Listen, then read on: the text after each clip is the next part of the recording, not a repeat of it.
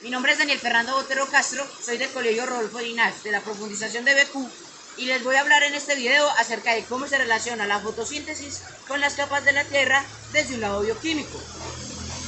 ¿Qué es la bioquímica? La bioquímica es la ciencia encargada de la relación entre los elementos de la naturaleza con un ecosistema y cómo esto repercute positivo o negativamente en exceso o en ausencia cuando están en estos. ¿Qué sucede? La bioquímica también analiza procesos biológicos y ciclos biológicos que suceden diariamente en nuestra vida cotidiana. Uno de esos procesos es la fotosíntesis. La fotosíntesis es fundamental para la vida en la Tierra, ya que las plantas, algas y algunas bacterias cogen materia inorgánica y la convierten en orgánica gracias a la luz solar que hay en el ambiente. Entonces, ¿qué nos facilita esto?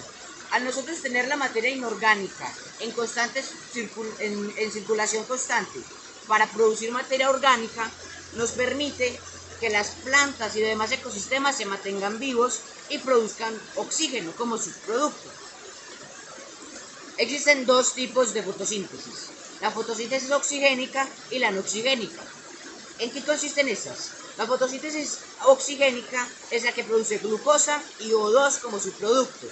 Y la anoxigénica es la que reacciona con H2 y produce azufre como subproducto.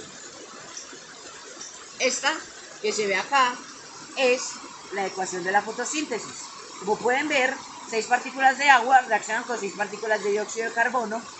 Gracias a la luz solar que entra, se produce glucosa y oxígeno, para el caso de la oxigénica. Perfecto. ¿Qué elementos son cruciales para la fotosíntesis? La intensidad de la luz, la concentración de dióxido de carbono, el agua, la temperatura, la cantidad de la clorofila y los minerales y nutrientes. Empecemos con la intensidad de la luz.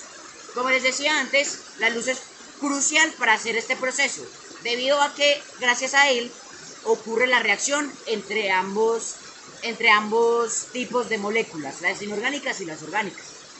Sin luz, las plantas no realizan fotosíntesis y, aunque haya agua y dióxido de carbono, no se puede realizar. Como se puede ver, estamos en un ecosistema en donde el agua fluye y hay diferentes plantas y la luz solar llega directamente a estas. La concentración del dióxido de carbono. El dióxido de carbono es un reactivo necesario para la fotosíntesis, no hay otro misterio más. El agua. Durante el proceso de la fotosíntesis, la planta debe absorber estas moléculas de agua para poder realizar a cabo, ya que también es un reactivo fundamental. Durante la fotosíntesis, el dióxido de carbono se combina con el hidrógeno y juntos forman la glucosa. La temperatura.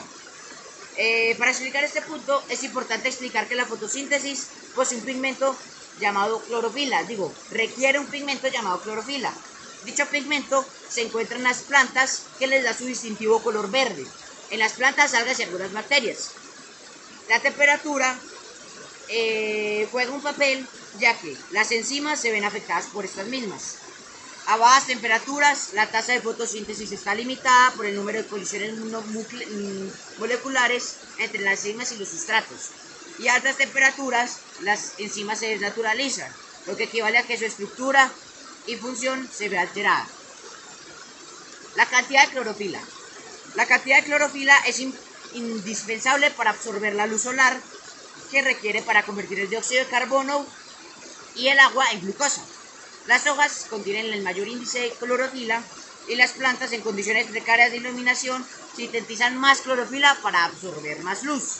Por eso, en las plantas que se encuentran en una zona más o menos techada o que tienen poco acceso, por ejemplo esa de allá, ocupa más superficie para poder adquirir más luz solar y realizar dicho proceso. Los minerales y los nutrientes. Los minerales y los nutrientes también son importantes, no para la fotosíntesis, pero para que las plantas estén saludables. Esto se logra gracias a la intervención de ciertos minerales necesarios para el crecimiento saludable de las plantas. ¿Para qué sirve la fotosíntesis? Yo creo que allá ha quedado bastante claro que la fotosíntesis es fundamental para todo procedimiento, todo proceso vivo. Entonces, como ya hemos visto, sirve para que las plantas se alimenten, sintetizando la materia inorgánica a orgánica, a partir de la energía luminosa.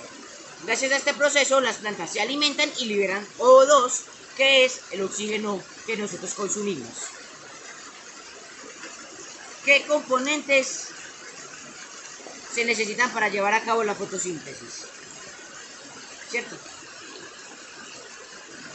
Para hablar de esto, primero hablemos de cómo se inicia. La luz se compone de fotones. Los cloroplastos captan estos fotones gracias a la clorofila que contienen. Al mismo tiempo, la planta se alimenta a través de las raíces que absorben el agua y los minerales viajan por el tallo. Del ambiente, las plantas absorben el dióxido de carbono. La luz absorbida de los cloroplastos contribuye a que la planta divida fácilmente las moléculas de agua.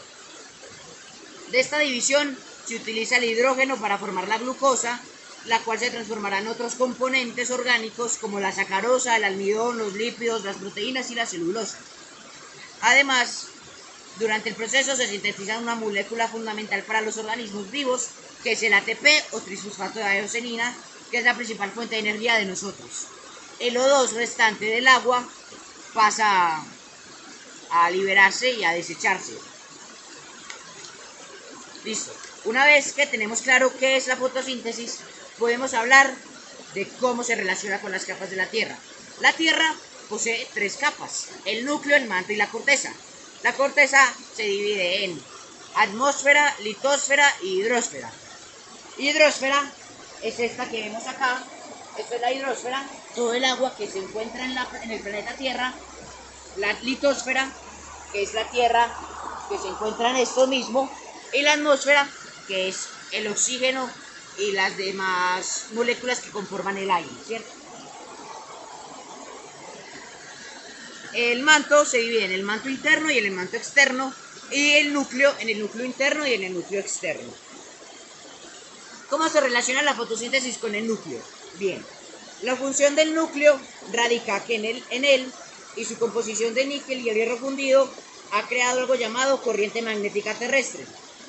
Sin este, nuestro campo magnético no sería resistente como para protegernos de los rayos solares, ya que al chocar el viento solar contra nuestro campo magnético, las partículas se dispersan, evitándonos el cáncer de piel y otras anomalías. Esto también ayuda a que los animales tengan un sentido de orientación para que puedan migrar y sobrevivir a las épocas de invierno. ¿Cómo se relaciona con la fotosíntesis? Al proteger la Tierra del viento solar, proporciona la intensidad adecuada de luz para que se produzca el proceso biológico de la fotosíntesis. Además, el crecimiento y desarrollo de una forma más rápida, sin contar que con el núcleo de los seres vivos, heterótrofos y eurótrofos, no vivirían. El manto. La función del manto es actuar como un aislante térmico, además del movimiento del manto superior, gracias a las corrientes de aire convectivas y el magma expulsado del manto, donde ocupan el lugar las placas tectónicas, y se separa allí una nueva corteza. Sin el efecto invernadero natural provocado por los gases con el dióxido de carbono, la temperatura desciende drásticamente. Ahí el movimiento de las placas tectónicas hace su función para hacer que el dióxido de carbono vuelva a la atmósfera y que no se quede en el fondo marino, provocando la caída de la temperatura. Como decía al principio, la bioquímica analiza todos estos ciclos. El ciclo del dióxido de carbono, ¿en qué consiste? Cuando nosotros desechamos el dióxido de carbono, por la densidad baja. Las placas tectónicas y su movimiento constante hace que se vuelva a elevar del lecho marino y pueda volver a ascender y ser aprovechado, ¿cierto? La corteza terrestre es un área vital del planeta Tierra. Para empezar, allí es donde tiene lugar la biosfera, el fenómeno único de nuestro planeta, el sistema solar, en donde ocurre la vida. Además, en este punto las rocas secas y cálidas pueden reaccionar con el agua y oxígeno abundante de la superficie. En la corteza surgen nuevas formas de roca y minerales que componen la riqueza y abundancia del mineral de nuestro entorno. Además, la orogénesis, el proceso natural por el cual se forman las montañas, no sería posible sin estos movimientos de la corteza, ni la compleja dinámica de cambios geológicos que ello implica. Y por lo tanto, tampoco se podrían dar los ciclos químicos como el del agua que se requiere para que las montañas puedan hacerse fluir y que ocurran estas quebradas o estos ríos. Hablemos un poco del ciclo del agua. El ciclo del agua, ¿cómo es? El agua fluye, como se puede ver, y existen diferentes tipos de fotosíntesis, como decía en un principio. La fotosíntesis oxigénica, que es la que produce O2 como subproducto, necesita de este líquido vital para su realización. ¿Cómo funciona esto?